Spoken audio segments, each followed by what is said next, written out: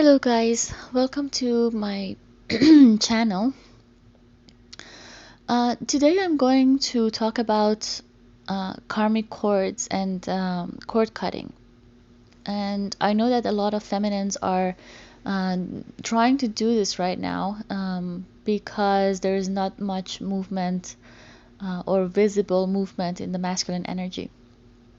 And um, you might go to psychics, you might go to remedies, you might go to sage burning, salt baths, any kind of ritual, candle burning, letters, whatever you know of or whatever you're told to do, in order to basically grab the energies or cut the energies or manipulate the energies that tie you with your person.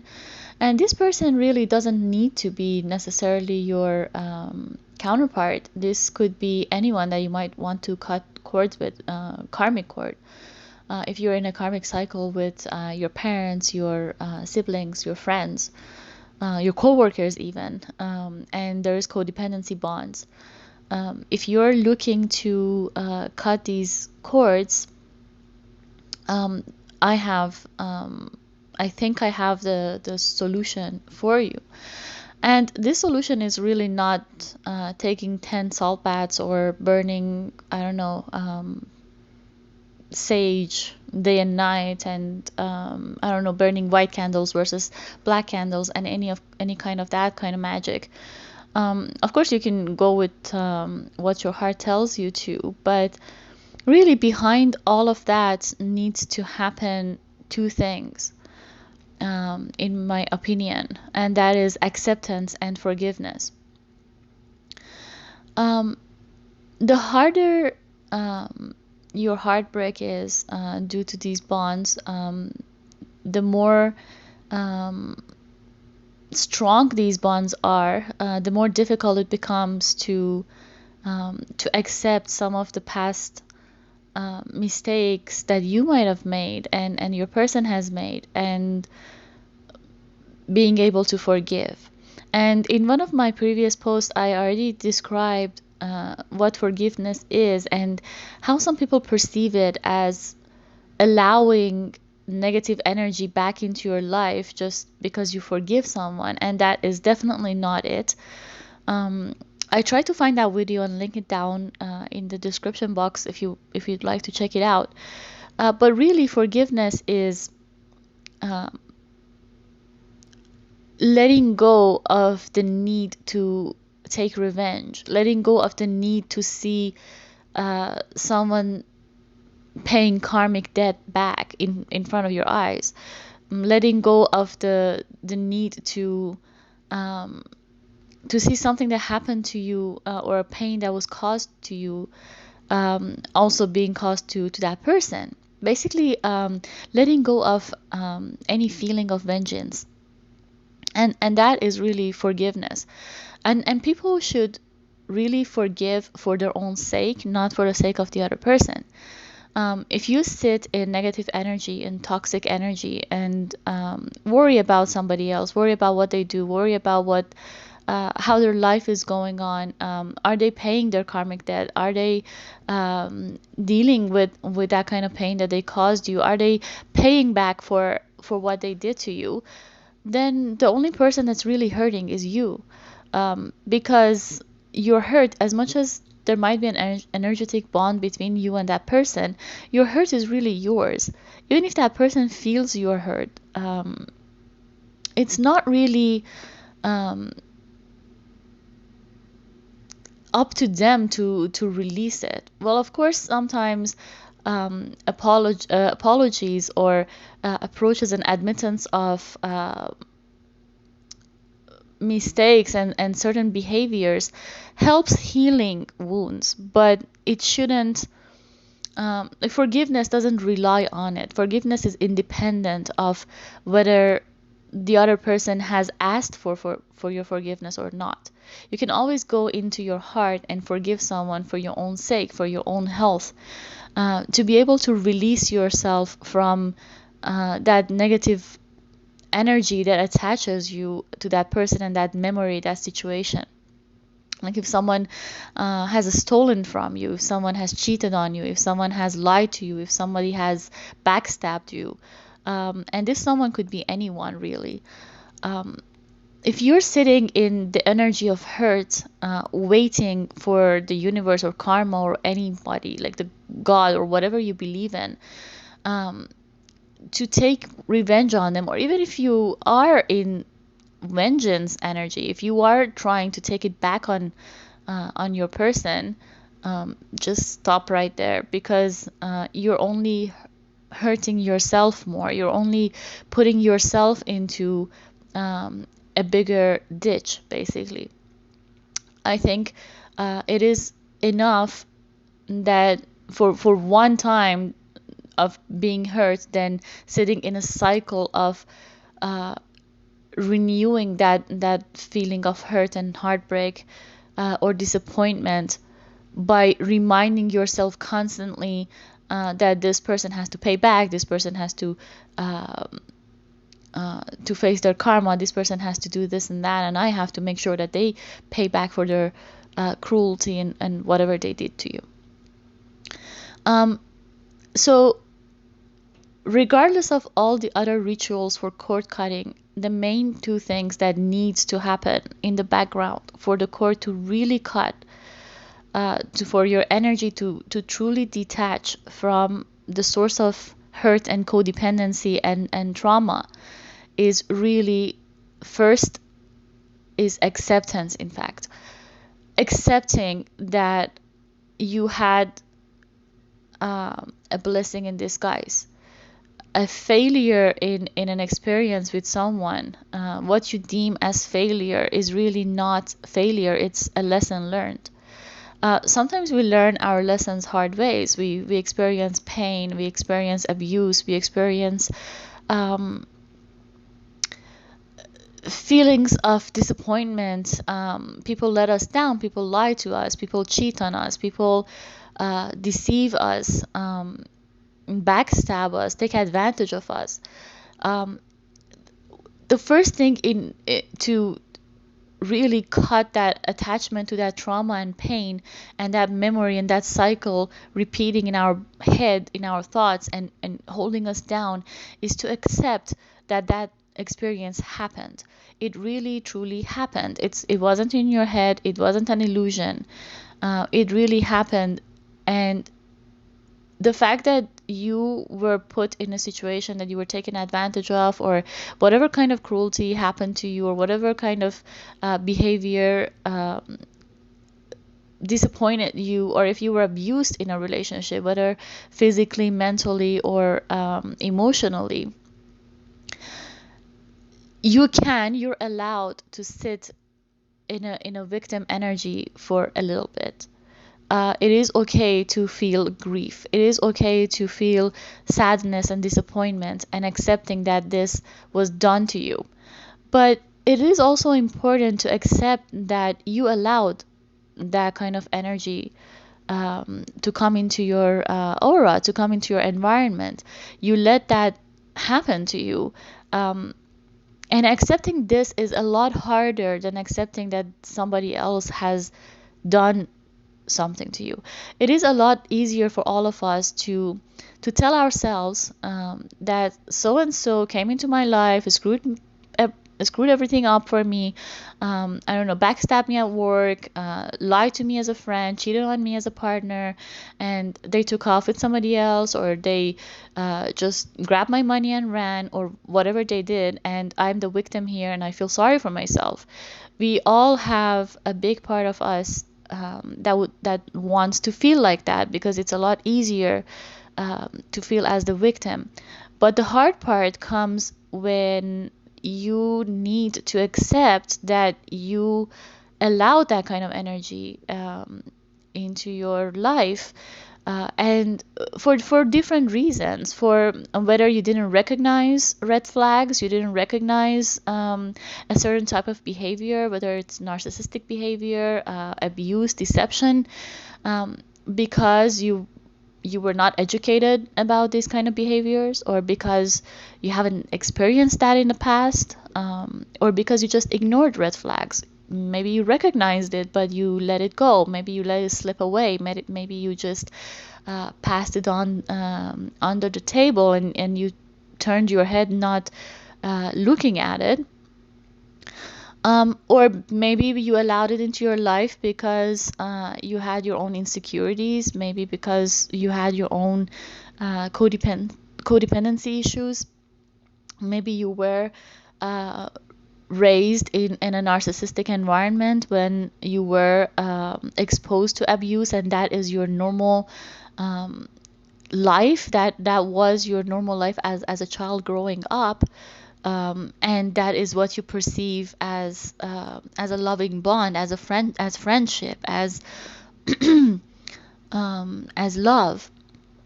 And so your perceptions of what love should look like, or what a relationship should look like, or what an intimate environment should feel like, has exposed you to more abuse.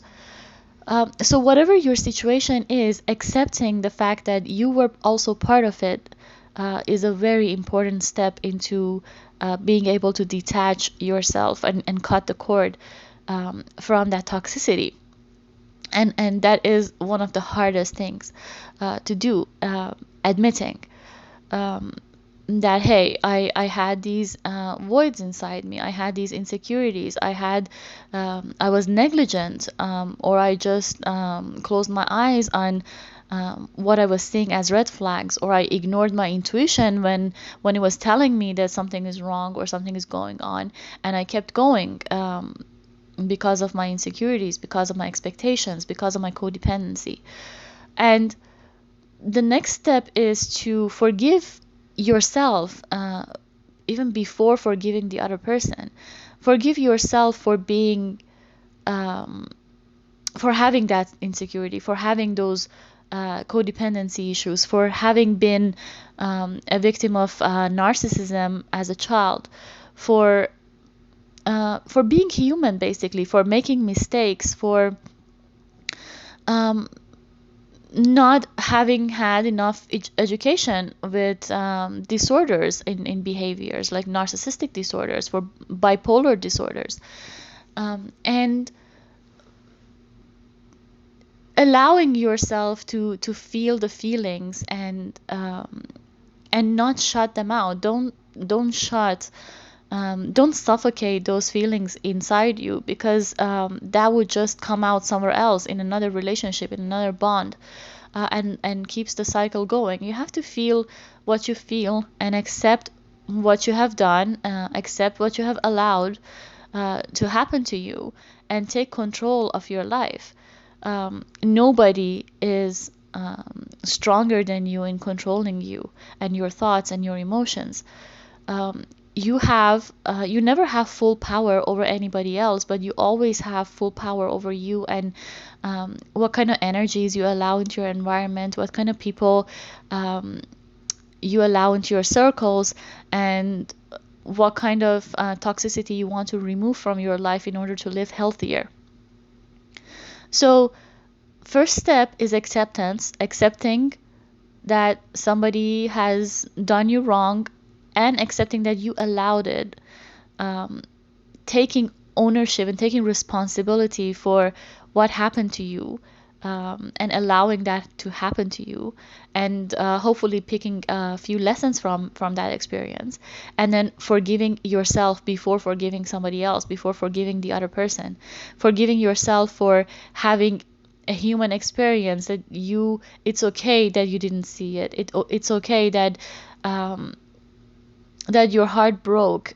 You can always heal it. You can always work on your healing process. You can always lick your wounds and face your shadows. You're strong enough to go into the dark side of your soul and search there, and trusting that you're always protected, that nothing is there to hunt you down. It's all part of you, and it's there to protect you, believe it or not. Our dark side we have to embrace that as well. We're not all light. We're made of yin and yang energies. Our dark side is there to help us say no to people, to help us shut people out, people that hurt us, people that don't bring us milk and honey, people that bring us drama and low vibrational energy. Our ego, our shadows are there to balance our light out. Because if you're fully light, we're always going to be people pleasing. We're always going to be um, saying yes to people. We're always going to be bending our rules and boundaries to make other people happy. So it is okay to have that dark side, but just at least know what's in your shadows. Do you have any wounds there? Are there still something that needs to be healed? And forgive yourself for not knowing, for not having enough education in certain areas, for not having seen signs and red flags that were there, for not having listened to your intuition when it was telling you not to go down a certain path. Um, and and to forgive the other person as well, to accept and forgive that the other person is also human, that the other person is also on their path to betterment, that whatever you went through was also a lesson for them. Maybe not the same lessons, but um, every karmic cycle there is a lesson in it. Karmic partners, or even divine counterparts, they are there to teach us something about ourselves. They're there to teach us how to better ourselves in where we're lacking, to have a better understanding of our strengths and weaknesses and our wounds in order to heal, in order to grow. And accepting that the other person is not complete, the other person is also not so far down there. They're just another human being, just like you, on their own path in life. Wherever they are and whatever their lessons are, they just cross path with you. Whether they are going to stay in your life, whether they are going to come back at some point or not, right now that you're trying to cut the cord, it is important to accept that they were also human. They were also learning a lesson, or maybe teaching a lesson, or both, and that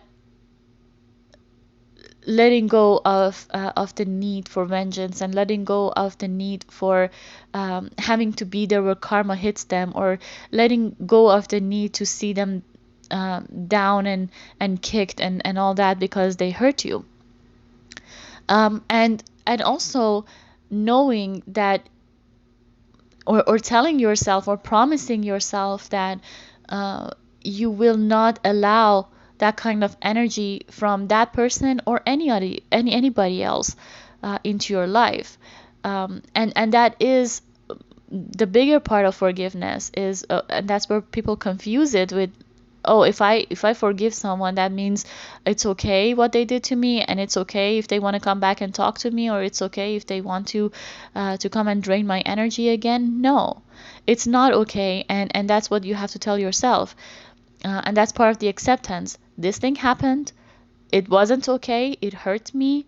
I'm feeling the wound. I'm feeling the grief. I'm feeling my feelings, and I'm healing myself in a sense that I'm trying um, to fill the void inside me myself without needing somebody else to come in and do that for me.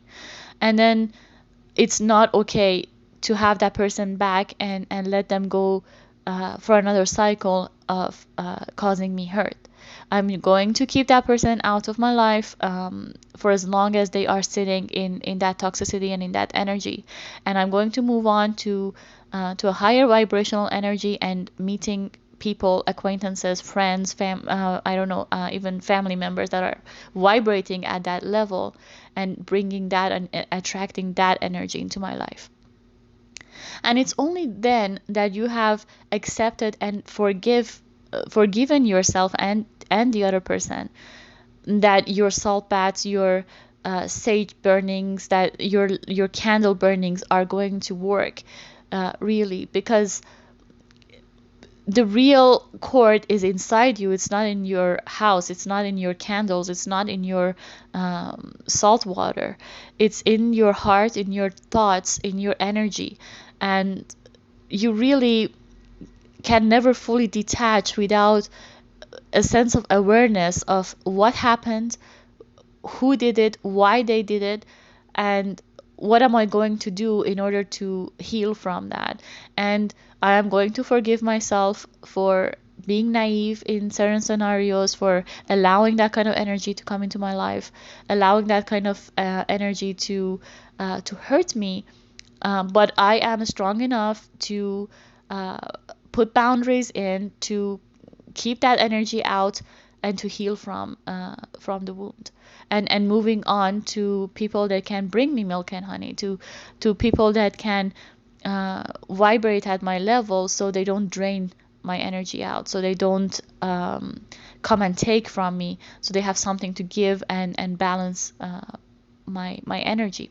And that is when by practicing that and by constantly reminding yourself of that, and being aware of that, is really when you can truly cut a karmic bond. And cutting a karmic bond is, it doesn't mean that that person is going to be cut from your life forever.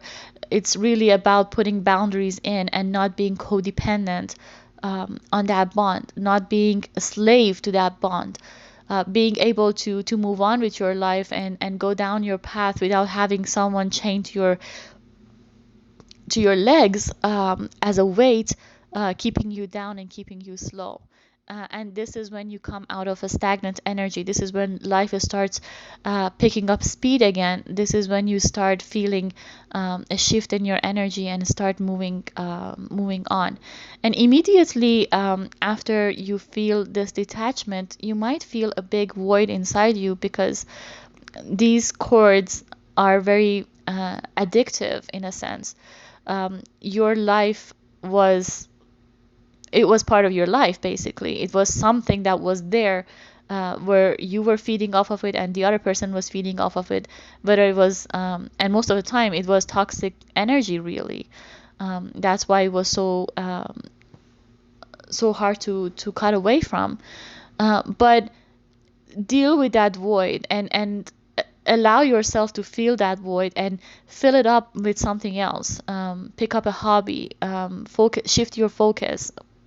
I don't know, do something that you like. Hang out with people um, that vibrate higher.